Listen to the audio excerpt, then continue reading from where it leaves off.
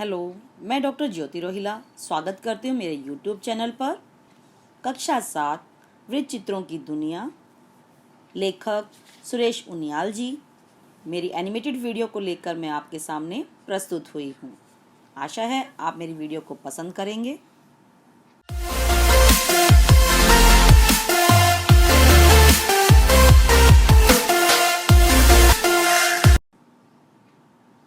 वृत्त चित्र दर्शकों पर कई तरह से प्रभाव डालते हैं। मूलतः ये जानकारी देते हैं। ये जानकारियाँ विभिन्न प्रकार की हो सकती हैं, कई प्रकार से प्रभावित कर सकती हैं। इनमें हमें विज्ञान की, दुनिया की, देश के विकास से जुड़ी गतिविधियों की जानकारियाँ मिलती हैं। ये बिगड़ते पर्यावरण के प्रति हमें सावधान करते हैं, वैश्विक गतिविधियों या समस्याओं के प्रति जागरूकता बढ़ाते हैं।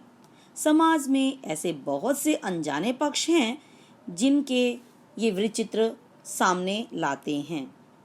गलत रीति रिवाजों के प्रति वे चेतना जगाते हैं। दर्शकों के कानों में चुपके से ऐसा कुछ कह जाते हैं जो उनके जीवन को दूर तक प्रभावित करते हैं। दुनिया में जहाँ से कथा फिल्मों का इतिहास शुरू होता है, वहीं से वृत्त चित्रों का इतिहास भी शुरू होता है।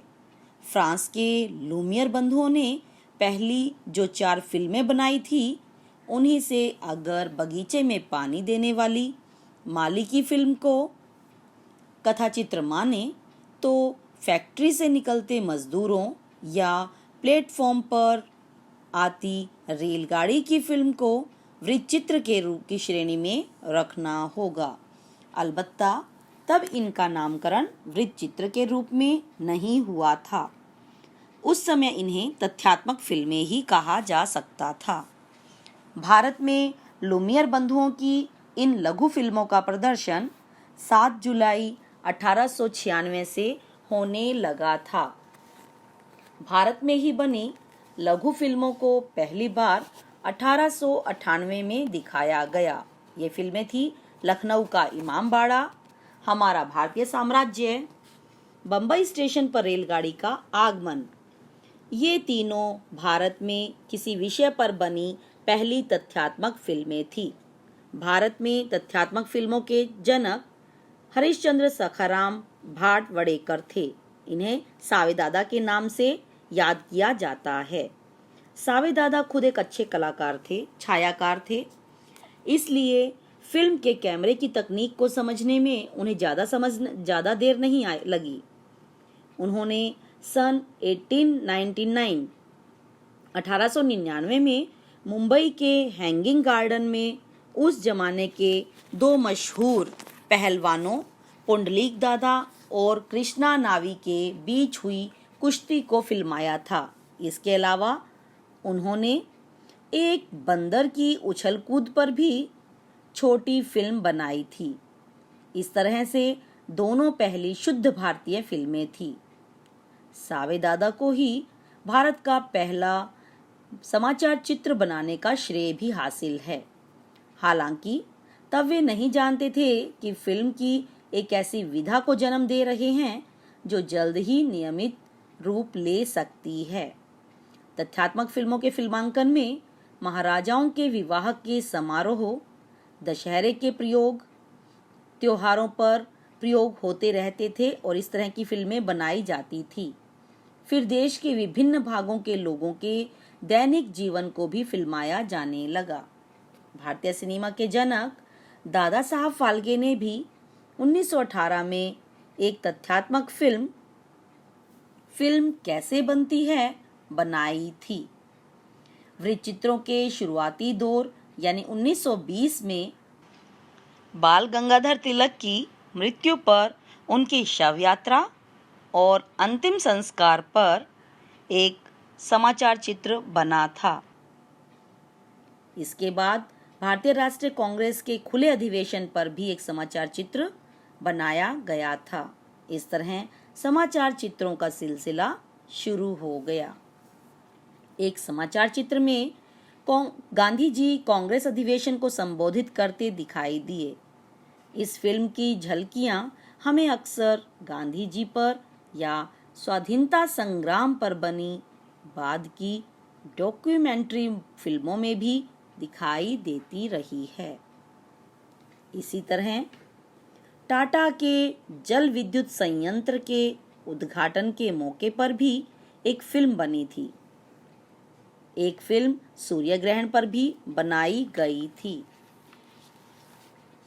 उन दिनों होता यह था कि कैमरामैन जहां जो दृश्य देख लेते उन्हें फिल्मा लेते थे।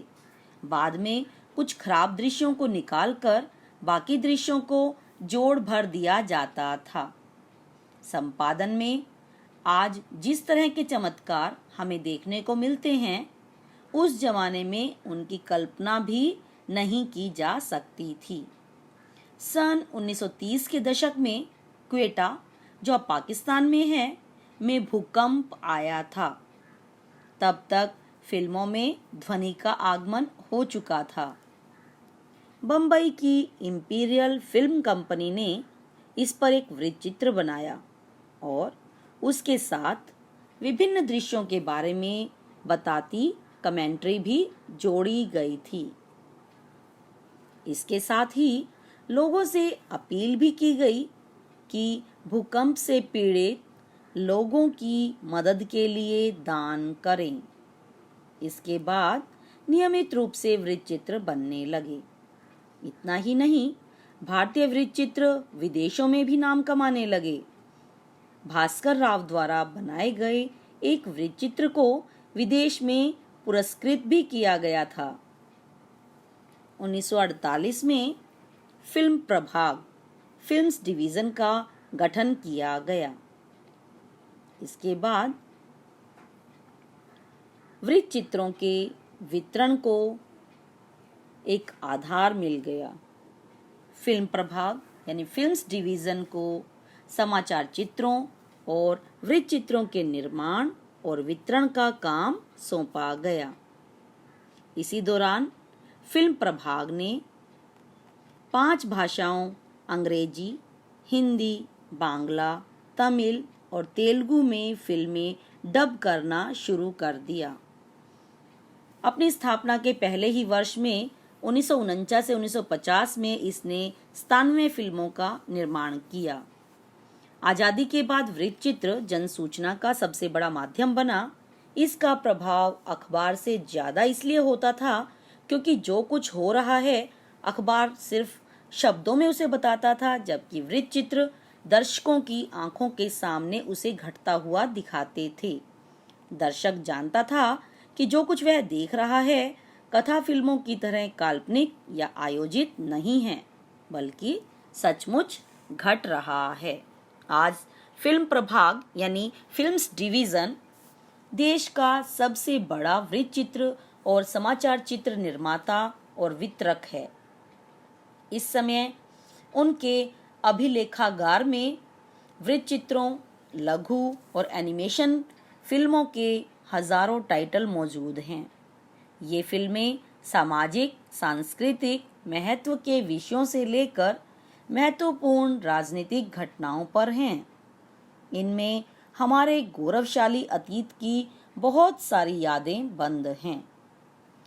फिल्म प्रभाग यानी फिल्म्स डिवीजन के पास वितरण के कई रास्ते हैं। इनके द्वारा तैयार किए वृत्तचित्रों को देश भर के सिनेमाघर दिखाते हैं। इन्हें स्थानीय व राष्ट्रीय टेलीविजन नेटवर्क पर प्रसारित किया जाता है। विदेश मंत्रालय विदेशों में मौजूद अपने कार्यालयों के लिए इन फिल्मों के प्रिंट भेजता है। ये फिल्में विदेशों के वीडियो और टीवी नेटवर्क पर प्रदर्शन के लिए भी भेजी जाती हैं। सुरेश उनियाल, वृत्तचित्रों की दुनिया।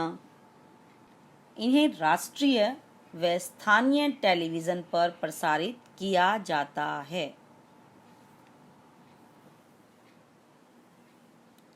विदेश मंत्रालय विदेशों में मौजूद अपने कार्यालयों के लिए इन फिल्मों के प्रिंट भेजता है। ये फिल्में विदेशों के वीडियो और टीवी नेटवर्क पर प्रदर्शन के लिए भेजी जाती हैं। सुरेश उनियाल, वृत्तचित्रों की दुनिया। धन्यवाद। आशा है आपको मेरी ये एनिमेटेड वीडियो पसंद आई होगी और आपके लिए है लाभदायक सिद्ध होगी। Hindi classes by doctor Jyoti ma'am पर आपका बहुत बहुत आभार, अभिनंदन, धन्यवाद।